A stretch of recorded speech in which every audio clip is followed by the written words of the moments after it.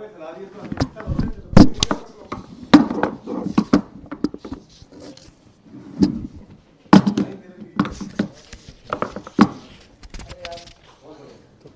सरकार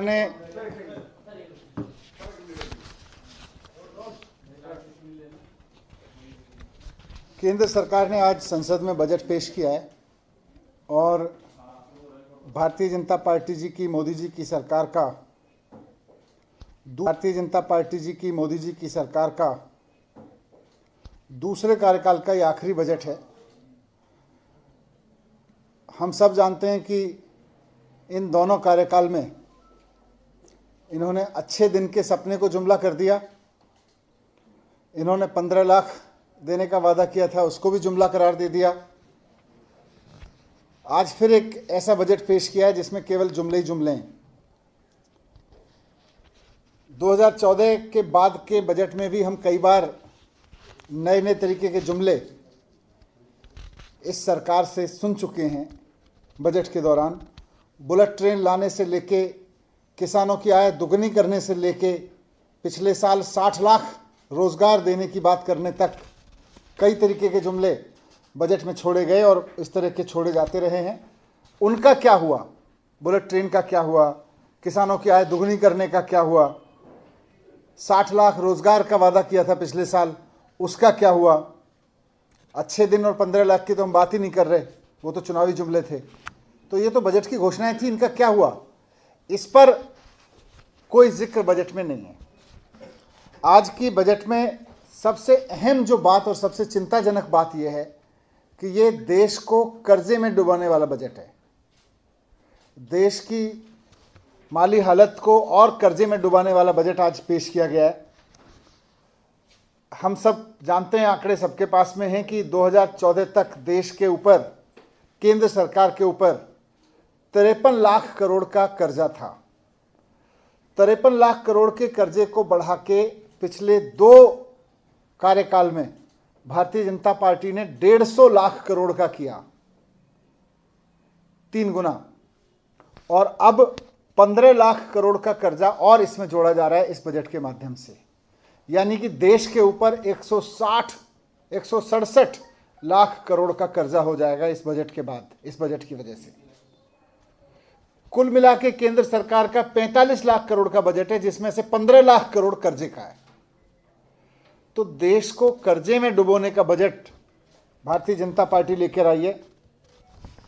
किसी भी अर्थशास्त्री से आप बात कर लो जिसको इकोनॉमिक्स की थोड़ी भी समझ होगी, इकोनॉमी के ग्रोथ की, इकोनॉमी के नीचे जाने की थोड़ी भी समझ होगी, वो आपको बता देगा कि जब जब सरकारें कर्जा लेती हैं तो महंगाई बढ़ती है।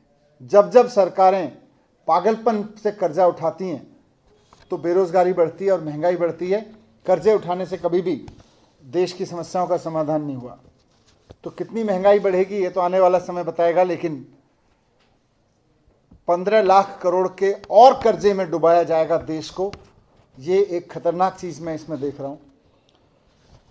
बजट के ऊपर कुछ और पहलू भी हैं, पर उनसे पहले मैं दिल्ली की पहलू की सबसे पहले बात करूंगा। दिल्ली के वित्त मंत्री के रूप में मैं देखूं या दिल्ली के आम नागरिक के रूप में देखूं, मैं दिल्ली के लोगों को ये बजट निराश करता है। केंद्र सरकार ने कुल मिला के केंद्रीय करों से हर साल की तरह 325 करोड़ रुपए दिल्ली को दिए हैं, 325 करोड़ रुपए। और ये अभी नहीं दिए, हर साल पिछले 2001 से 22 साल से केंद्र सरकार केंद्रीय करों में से केवल 325 करोड़ रुपए दिल्ली को देती है। और इस साल भी 325 करोड़ रुपए का बजट रखा है, वही 22 साल पुराना। जबकि 1,78,000 करोड़ रुपए दिल्ली के लोग सेंट्रल टैक्सेस में देते हैं, लेकिन 1,78,000 करोड़ में से सारे राज्यों को जो सेंट्रल पूल से मिलता है वो 42% मिलता है। हमको मिलता है, दिल्ली को मिलता है 325 करोड़ रुपए। और आज से नहीं, 22 साल से मिल रहा है, उसको चेंज नहीं किया गया, 1 रुपया नहीं बढ़ाया गया उसमें। दूसरा, एमसीडी को कोई पैसा नहीं दिया गया। जब भारतीय जनता पार्टी की एमसीडी में सरकार थी तब भी नहीं देते थे, अभी भी कोई पैसा नहीं दिया। सारे देश के नगर निगमों को पैसा देते हैं, एमसीडी को कोई पैसा नहीं दिया गया। अगर टोटल देखें तो जो भी स्कीम और ये सब मिला के दिल्ली को जो पैसा मिला है, 611 रुपये प्रति व्यक्ति के पीनट्स दिल्ली को दिए हैं। जबकि बाकी राज्यों को आप देखेंगे तो महाराष्ट्र को 64,000 रुपये प्रति व्यक्ति, कर्नाटका को 37,000 रुपये प्रति व्यक्ति, मध्य प्रदेश को 80,000 रुपये प्रति व्यक्ति, इस तरह के रेट से पैसा मिल रहा है केंद्र सरकार से।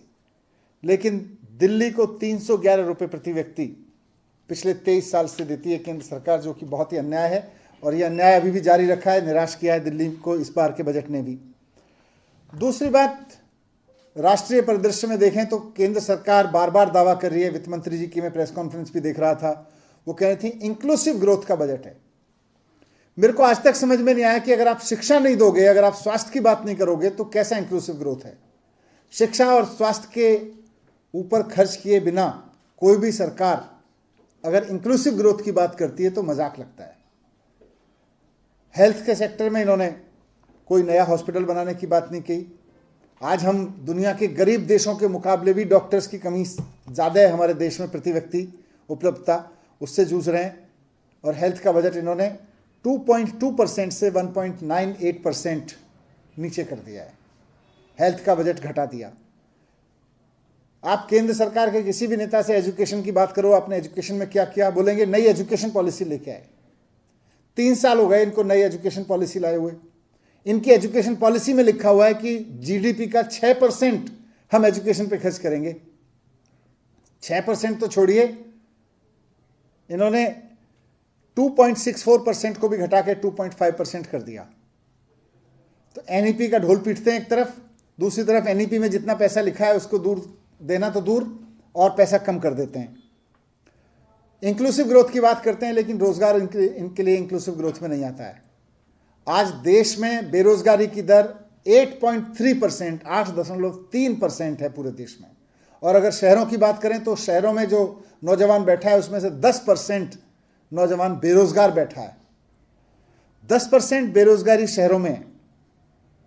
इन्होंने पिछले बजट में वादा किया था कि हम 60 लाख रोजगार लेके आएंगे। कहाँ है वो 60 लाख रोजगार?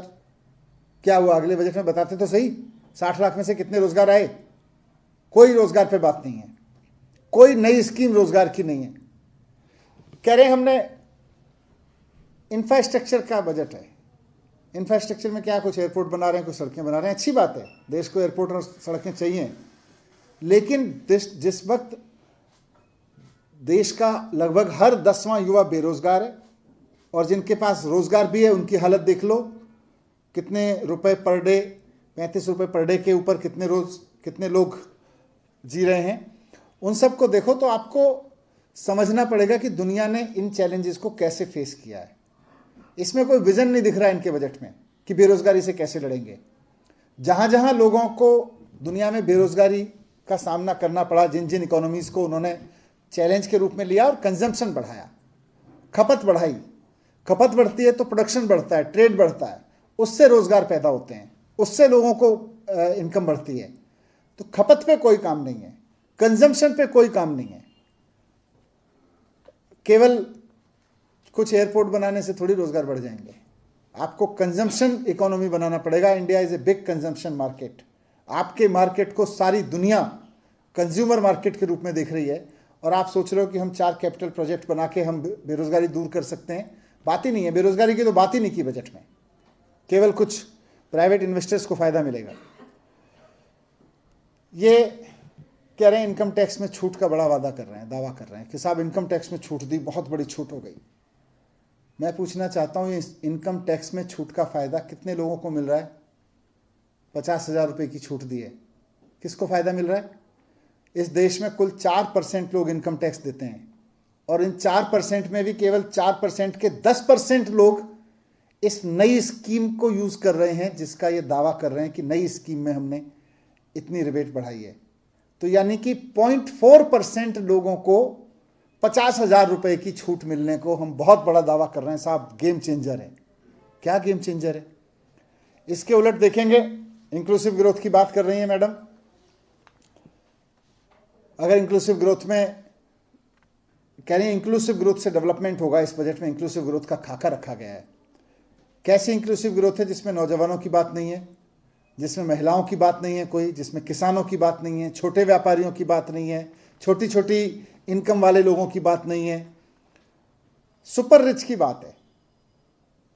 चंद सुपर रिच लोग, 5 करोड़ से ऊपर वाले जो इनकम वाले लोग हैं, उनको सरचार्ज 37% से घटा के 25% कर दिया गया। तो जो सुपर रिच लोग हैं उनको सरचार्ज में 37% से 25% की छूट मिल गई। आम आदमी को कुछ नहीं मिला। देश के 21 अरबपतियों के पास जितनी संपत्ति है उतनी 70 करोड़ भारतीयों के पास है, उतनी कुल मिला के संपत्ति। उन 70 करोड़ भारतीयों के लिए कुछ नहीं है, उन अरबपतियों के लिए 37% से छूट घटा के सरचार्ज जो है 25% कर दिया गया, उनको छूट मिलेगी। लोग इंतजार कर रहे थे कि महंगाई के ज़माने में राहत मिलेगी, पेट्रोल और डीजल पे कुछ राहत मिलेगी, कुछ टैक्सेस कम होंगे, जीएसटी में जो ज़रूरी सामान है उस पर कुछ राहत मिलेगी, उस पर कुछ छूट मिलेगी, तो उससे कुछ सामान सस्ते होंगे। महंगाई के ज़माने में रोज़गार वैसे ही नहीं है और महंगाई से लोग जूझ रहे हैं, उस तरफ कोई नहीं है, कोई काम नहीं है, कोई घोषणा नहीं है, कोई स्कीम नहीं है इनके पास में। तो कुल मिला के देखें तो ना महंगाई से लड़ने के लिए योजना है, ना बेरोजगारी से लड़ने के लिए कोई योजना है, ना कंजम्पशन बढ़ा के छोटे व्यापारियों को आगे बढ़ाने की योजना है।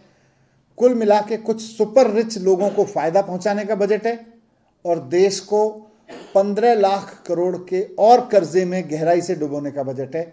और जितना कर्जा आज सरकार लेगी, आने वाली पीढ़ियों के लिए उतनी मुसीबत खड़ी करेगी, ये हम सब देख रहे हैं। इस कर्जे को कैसे चुकाया जाएगा, कहां से चुकाया जाएगा, इसका कोई रोड मैप नहीं है। देश को कर्जे की आड़ में झोंकने का बजट है। सर, एमसीडी में सैलरीज को लेकर चल रहा है, कोर्ट तक मामला पहुंचा है। कल मैंने एमसीडी के लोगों से बात की थी। आज मैंने इत्तेफाक से एमसीडी के ऑफिसर्स को बुलाया था, पूरे उनकी टीम को, और उनसे समझा था। मुख्यमंत्री अरविंद केजरीवाल जी ने चुनाव में एमसीडी में वादा किया था कि उनकी गारंटी में से एक ये भी थी कि हम एमसीडी के हर कर्मचारी को हर महीने सैलरी दिलवाएंगे।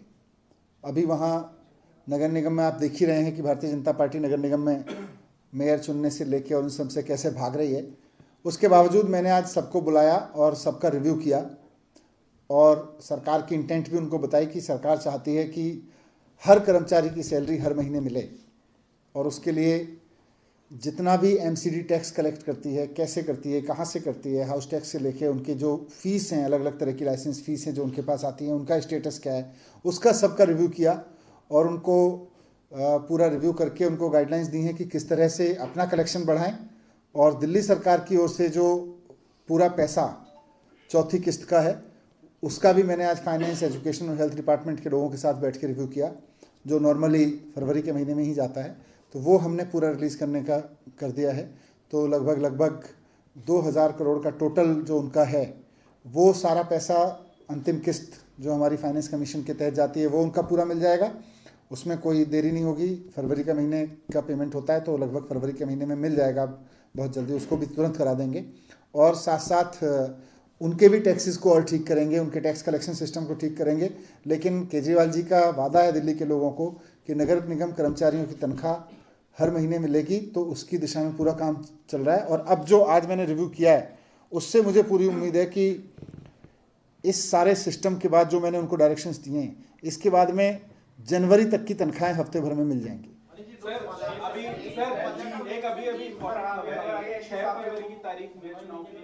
जो आपने तय की थी, आपने प्रेस कॉन्फ्रेंस भी की थी जब मेयर का चुनाव दूसरी बार नहीं हो पाया था। किस तरीके से आप देख रहे हैं कि सुप्रीम कोर्ट भी आप लोग गए, अब क्या चुनाव हो जाना चाहिए और कहां? देखिए, दिल्ली के लोगों ने, जैसा अभी इत्तेफाक से पहला मुद्दा भी यही था कि भाई एमसीडी के कर्मचारियों की तनख्वाह समय पे नहीं मिलती। लोग एमसीडी में बीजेपी के शासन से वैसे भी दुखी थे। दिल्ली के लोगों ने केजरीवाल जी के काम पे और केजरीवाल जी की गारंटियों पे भरोसा करके केजरीवाल जी के मार्गदर्शन में एमसीडी में सरकार बनाने के लिए वोट दिया। भारतीय जनता पार्टी, जिसको बीजेपी को 15-17 साल के शासन के बाद लोगों ने हराया, दिल्ली के लोगों ने, अब बीजेपी किसी न किसी तरह की साजिश करके मेयर बनने से रोक रही है। हमें उम्मीद है कि बीजेपी इस बार लोकतंत्र का सम्मान करते हुए 6 तारीख को शांतिपूर्वक तरीके से आम आदमी पार्टी का मेयर बनने देगी और उसके बाद में आम आदमी पार्टी का मेयर काम करेगा तो तुरंत चीज़ें काम। कुछ नहीं मिला। कुल टोटल कितना मिला है? 325 करोड़ रुपए। ये तो वो है ना, कर में हिस्सेदारी है, टोटल कुल मिला के वो 1100 करोड़ रुपए होता है सारा मिला के। Thank you.